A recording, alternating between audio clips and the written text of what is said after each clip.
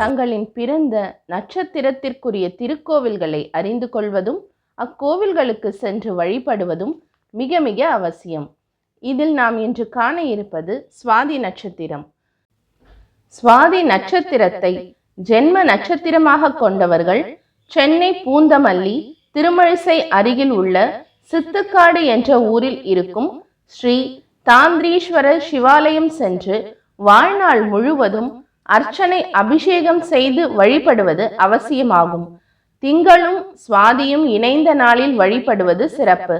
சுவாதி நட்சத்திரமும் தேய்பிறை அஷ்டமி திதியில் இங்கு கால பைரவரை வழிபடுவது பல சக்திகள் கிடைக்கும். மனக்குழப்பம் நீங்கும், தோல் நோய் வராமல் தடுக்கலாம், உள்ளுணர்வு பெருகும், பல வகை அற்புதங்கள் ஏற்படும். டாக்டராக பணிபுரிவோர் இங்கு சென்று வழிபடுவது சிறப்பு. பெற்றோர்கள் பெரியோர்கள் ஆசி இல்லாமல் திருமணம் நடத்தியவர்கள், பெரியோர்களின் சாபத்திற்கு உட்பட்டவர்கள் இங்கு சென்று வழிபட்டால் சாபம் போகும்.